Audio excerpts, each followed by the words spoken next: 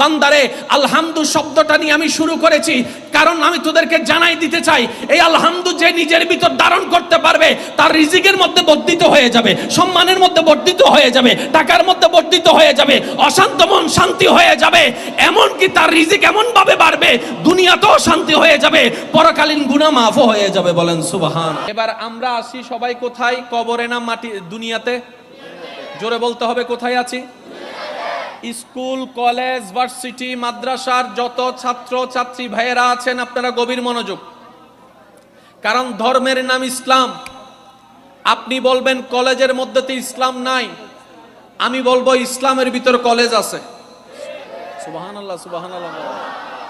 আপনি বলবেন ডাক্তারের ভিতর তো ইসলাম নাই, আমি শ্রদ্ধার সাথে বলবো ইসলামের ভিতর ডাক্তারি আছে, ইসলামের ভিতর ইঞ্জিনিয়ারিং আছে, ইসলামের ভিতর গবেষণা আছে, ইসলামের ভিতর ডক্টরেট আছে, ইসলামের মতো ওষুধ আছে, ইসলামের ভিতরে চিকিৎসা আছে, ইসলামের ভিতরে দুনিয়াও আছে, ইসলামের ভিতরে পরকালও আছে। সুবহানাল্লাহ।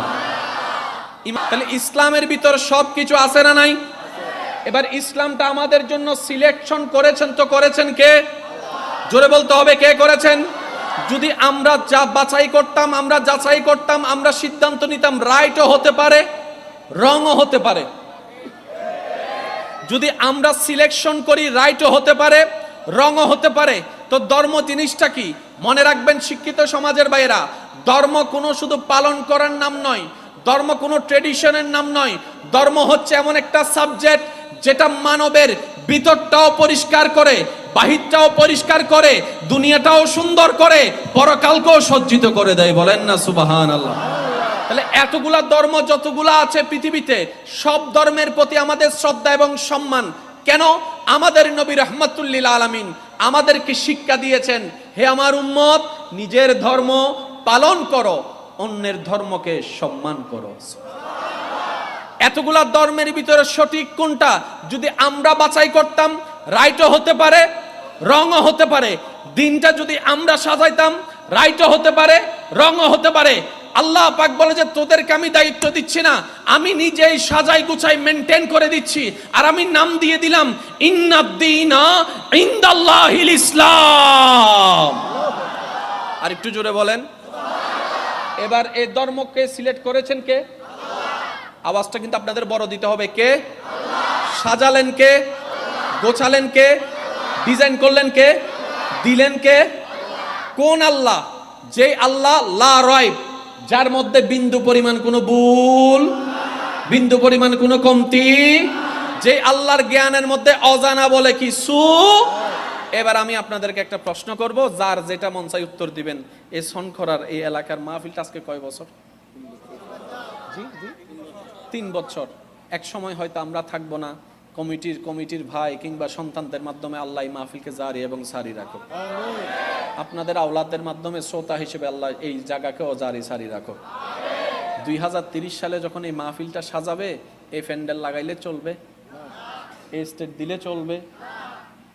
কি আরা গুরু আসিলাম দেখতে দেখি দে না, ইন আবার কিল্লে লাগাই দে। আর একটু জোরে বলেন না। সময়ের চাহিদায় প্যান্ডেলের পরিবর্তন হয়। গভীর মনোযোগ। সময়ের চাহিদায় চেয়ারের পরিবর্তন হতে হবে, সময়ের চাহিদায় পোশাকের পরিবর্তন আনতে হবে, সময়ের চাহিদায় ডিজাইনের পরিবর্তন আনতে হবে, সময়ের চাহিদায় স্টেজের পরিবর্তন আনতে হবে, সময়ের চাহিদায় গাড়ির পরিবর্তন আনতে হবে, সময়ের চাহিদায় সব কিছুর পরিবর্তন হয়। এই ইসলাম তো একদিনের নয়, 2 দিনের নয়, 100 বছর আগে নয়, 1400 বছর ধরে চলে আসছে, এখনো চলছে। আমরা থাকবো না, ইসলাম তখনও থাকবে, আমাদের নাতিরা থাকবে, ইসলাম তখনও থাকবে, পরনাতিরা থাকবে, ইসলাম তখনও থাকবে, তখনও সেই কোরআন, তখনও সেই হাদিস। ব্যাপারটা কি? পরিবর্তনের দরকার নয় তো নয় কেন?